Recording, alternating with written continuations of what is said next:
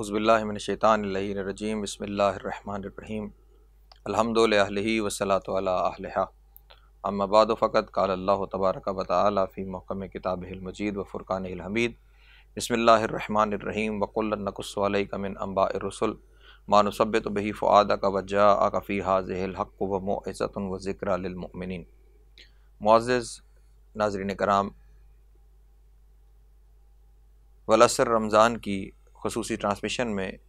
Programme تاریخ کے جھروکوں سے کے ساتھ باقر نقوی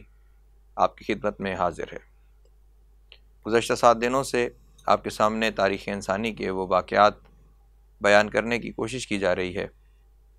کہ جن پہ خداوند عالم کی مقدس کتاب قرآن مجید بھی شاہد ہے۔ حضرت آدم علیہ السلام سے گفتگو کا آغاز کیا۔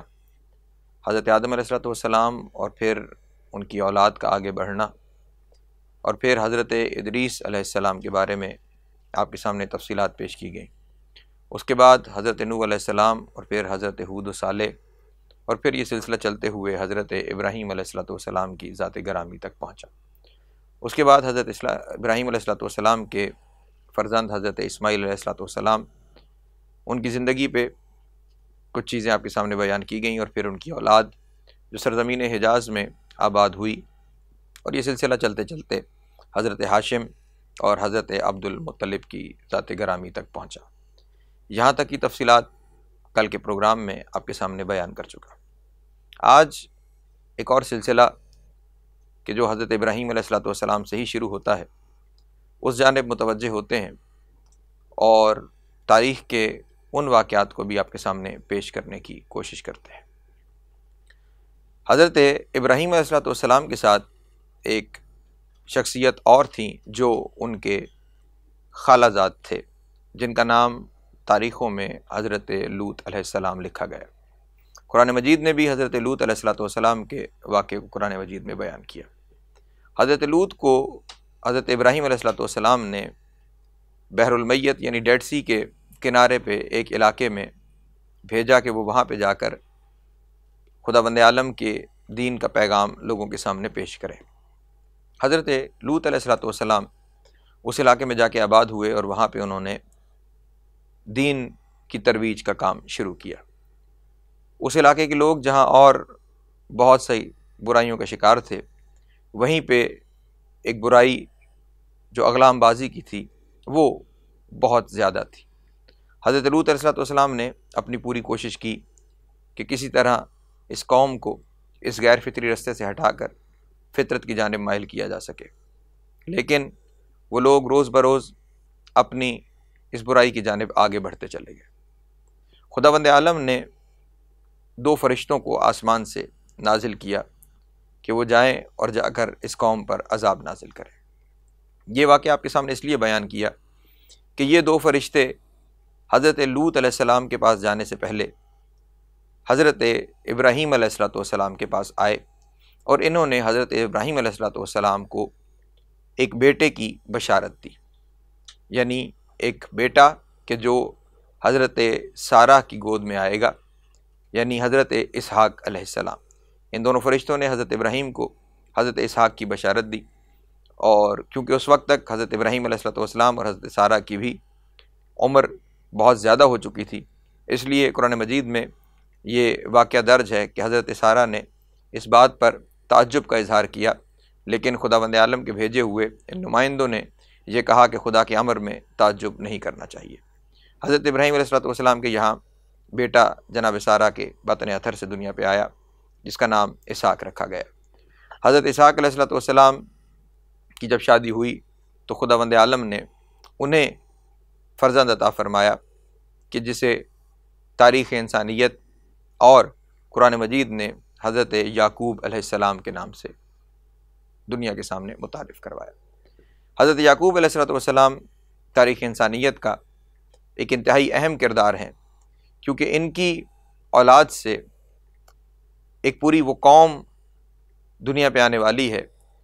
کہ جو تاریخ انسانیت میں ایک انتہائی اہم کردار کی حامل ہوگی۔ حضرت یعقوب علیہ السلام کے یہاں 12 بیٹے اور ایک بیٹی تھی۔ ان 12 میں سے 2 فرزندان ایک ماں کی اولاد سے تھے اور باقی ایک دوسری خاتون کی اولاد سے تھے۔ وہ جو دو ایک والدہ کی اولاد میں سے تھے، ان میں حضرت یوسف اور ان کے بھائی بنیامین تھے۔ ان کی والدہ کا نام راحیل لکھا گیا تفسیر کی کتابوں میں۔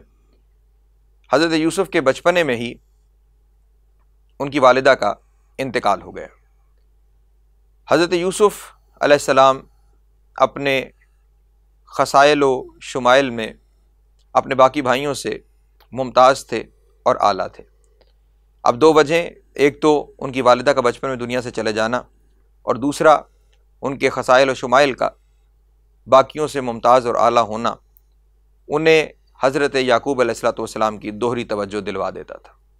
حضرت یعقوب حضرت یوسف سے بہت پیار کرتے تھے، جس کی وجہ سے باقی بھائیوں کو یہ حسد ہوتا تھا کہ وہ حضرت یوسف علیہ السلام سے اتنا پیار کیوں کرتے ہیں اور ہماری جانب اس طرح توجہ نہیں فرماتے جس طرح وہ حضرت یوسف کی جانب توجہ کرتے ہیں۔ ان بھائیوں نے یہ طے کیا کہ کسی طرح یوسف کو رستے سے ہٹایا جائے تاکہ حضرت یعقوب کی ساری توجہ کا مرکز ہم بن جائیں۔ ان بھائیوں نے آپس میں بیٹھ کر طے کرنا شروع کیا کہ کس طرح یوسف کو رستے سے ہٹایا جائے، اور دوسری جانب یہ ہوا کہ حضرت یوسف علیہ السلام ایک دن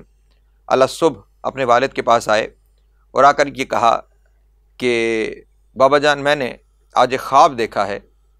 اور وہ خواب یہ ہے کہ میں نے دیکھا ہے کہ 11 ستارے مجھے سجدہ کر رہے ہیں اور ان کے ساتھ سورج اور چاند بھی مجھے سجدہ ریز ہے۔ جیسے ہی یہ خواب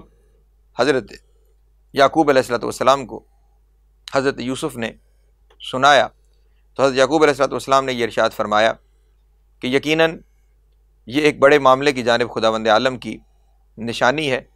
تم اپنے اس خواب کو قطعاً بھی اپنے بھائیوں کے سامنے بیان نہ کرنا، ورنہ وہ تمہیں نقصان پہنچانے کی کوشش کریں گے۔ دوسری جانب بھائی پہلے ہی یہ سوچ رہے تھے کہ کس طرح حضرت یوسف کو رستے سے ہٹایا جائے۔ پہلے انہوں نے آپس میں طے کیا کہ یوسف کو قتل کر دیا جائے، لیکن ان میں سے جو بڑا تھا اس نے اس تجویز کو رد کرتے ہوئے یہ کہا کہ قتل نہ کیا جائے، بلکہ اسے کسی دور دراز علاقے میں چھوڑ آتے ہیں، اور وہاں سے یہ پلٹ کر نہیں آ سکے گا تو ہماری نظروں سے دور ہو جائے گا۔ ایک اور نے یہ تجویز پیش کی کہ نہیں، ایسا بھی نہیں کرتے، ہم اسے دور دراز علاقے میں نہیں چھوڑتے، بلکہ کسی ویرانے میں، کسی کنویں میں پھینک دیتے ہیں، اور جب وہاں سے کوئی قافلہ گزرے گا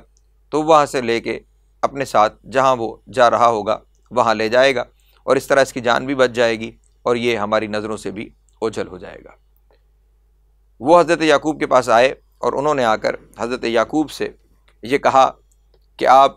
ہمارے بھائی کو کبھی بھی ہمارے ساتھ نہیں جانے دیتے، آپ مہربانی فرمائیں اور ہمارے بھائی کو ہمارے ساتھ جانے کی اجازت دیجیے۔ شہر سے باہر جائے گا، سیر و تفریح میں اس کا دل بہل جائے گا۔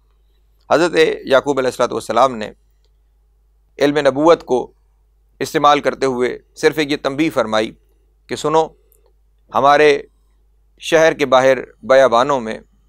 بھیڑیے بہت زیادہ ہوتے ہیں، ایسا نہ ہو کہ کوئی بھیڑیا یوسف کو نقصان پہنچائے اور تم اپنے کھیل میں مشغول رہو۔ انہوں نے اپنے باپ سے یہ کہا کہ ہم یوسف کا خیال اپنی جان سے زیادہ رکھیں گے، آپ مہربانی فرمائیں کہ یوسف کو ہمارے ساتھ جانے دیں۔ دوسری جانب انہوں نے حضرت یوسف کا کیونکہ بچپنا ہے، روایتوں میں 7 سال بھی زندگی لکھی گئی ہے اور 9 سال بھی اس وقت کی زندگی لکھی گئی ہے، انہیں بھی تحریک دلائی کہ آپ ہمارے ساتھ چلیں، تفریح ہو جائے گی، گھوم پھر کے واپس آ جائیں گے۔ حضرت یوسف علیہ السلام نے بھی اس بات کو تسلیم کر لیا، اور حضرت یعقوب نے بھی انہیں کہا کہ ٹھیک ہے لے جاؤ، لیکن اپنے اس بھائی کا خیال رکھنا۔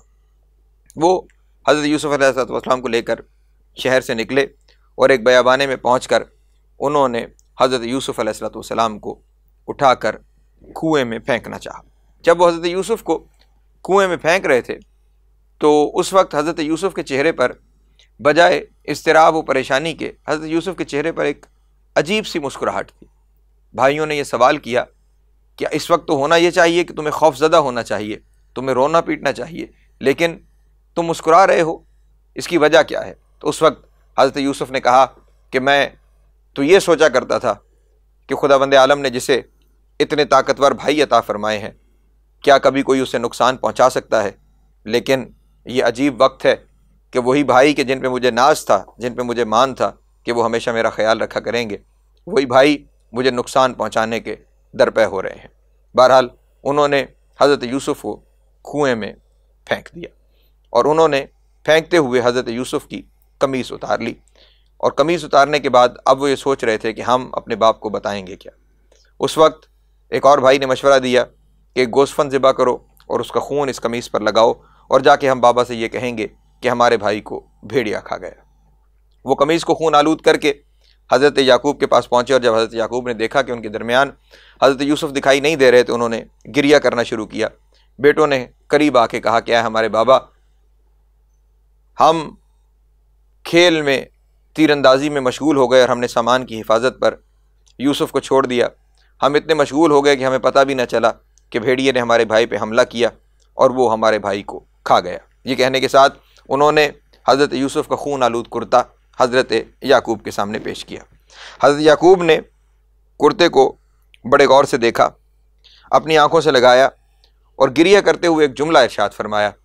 اور وہ جملہ ان بھائیوں کو تنبیہ کے لیے تھا کہ جو کچھ تم کہہ رہے ہو میں جان گیا ہوں کہ تم غلط کہہ رہے ہو اور میرا بیٹا ابھی تک زندہ ہے۔ وہ جملہ یہ تھا کہ یہ عجب بھیڑیا تھا کہ جس نے میرے بیٹے کو تو کھا لیا لیکن میرے بیٹے کے کرتے کو کوئی نقصان نہیں پہنچایا۔ اس جملے سے بھائیوں تک بھی یہ پیغام پہنچ گیا کہ باپ حقیقت سے آشنا ہو گیا ہے، اور حضرت یعقوب کو بھی اس بات کا یقین تھا کہ میرا بیٹا زندہ ہے۔ دوسری جانب یہ ہوا کہ حضرت یوسف علیہ السلام جب کنویں میں موجود تھے تو کنویں میں خداوند عالم سے دعا و مناجات کر رہے تھے۔ دعاؤں کی کتابوں میں ایک انتہائی خوبصورت جملہ حضرت یوسف علیہ السلام کی اس دعا کے بارے میں لکھا ہوا ہے کہ جب حضرت یوسف نے دعا کی تو فرشتوں نے خداوند عالم سے یہ کہا کہ الہنا نسمع صوتاً و دعاءً، اے میرے اللہ ہم سن رہے ہیں ایک آواز کو اور ایک دعا کو۔ الصوت صوت الصبی بل دعاء دعاء النبی، جو آواز ہے وہ تو کسی بچے کی آواز ہے، لیکن جو دعا کا اسلوب ہے وہ بتا رہا ہے کہ جیسے کسی نبی کی دعا ہے۔ اس کا مطلب یہ ہوا کبھی بچپنا ہے، اس طرح مبوس برسالت نہیں ہے، لیکن زبان میں وہ تاثیر موجود ہے کہ جو کسی نبی کی زبان میں ہونی چاہیے۔ اس سے یہ بھی ثابت ہو گیا کہ نبی جب دنیا میں آتا ہے تو وہ نبی بن کے ہی آتا ہے، ہاں کار نبوت کب شروع کرنا ہے اس کے لیے وقت خداوند عالم معین کرتا ہے۔ حضرت یوسف علیہ السلام کنویں میں موجود اور ایک قافلہ وہاں سے گزرا، اس قافلے نے وہاں پہ کنواں دیکھ کے پڑاؤ ڈالا اور پانی ڈالنے کے لیے انہوں نے ایک ڈول کو کنویں میں لٹکایا۔ جیسے ہی وہ ڈول رسی سمیت کنویں میں پہنچا تو حضرت یوسف نے موقع جانا اور وہ اس ڈول میں بیٹھ گئے۔ جب اس شخص نے باہر سے اس ڈول کو کھینچا اور وہ ڈول اوپر کنویں کے دہانے تک پہنچا تو کیا دیکھا کہ ایک خوبصورت بچہ اس ڈول کے اندر موجود ہے۔ اس نے فوراً قافلے کے سردار کو بتایا کہ ایک بچہ ہے کہ جو ہمیں یہاں سے مل گیا ہے۔ اب یہاں پہ تھوڑا سا واقعات کے اندر اختلاف موجود ہے کہ بھائی بھی اس وقت وہاں پہ پہنچ گئے تھے اور انہوں نے کچھ پیسے لے کر حضرت یوسف کو اس قافلے کے سردار کے حوالے کر دیا، اور دوسری روایت یہ ہے کہ وہ جس نے ڈول سے حضرت یوسف کو باہر نکالا تھا اس نے کچھ پیسے لے کر سردار کے حوالے کر دیا۔ بہرحال وہ وہاں سے لے کر حضرت یوسف علیہ السلام کو مصر آ گئے، اور مصر کے بازار میں حضرت یوسف کو غلام بنا کر بیچنے کا عمل شروع ہو گیا۔ معزز سامعین، آج اس حد تک آپ کے سامنے حضرت یوسف کی بات بیان کی ہے جسے خداوند عالم نے قرآن مجید میں احسن القصص کے نام سے موسوم کیا ہے۔ کل انشاءاللہ سلسلہ گفتگو کو یہیں سے لے کر آگے بڑھیں گے۔ پروگرام تاریخ کے جھروکوں کے ساتھ باقر نقوی کو آج کی حد تک اجازت دیجیے۔ خدا حافظ، والسلام علیکم ورحمۃ اللہ وبرکاتہ۔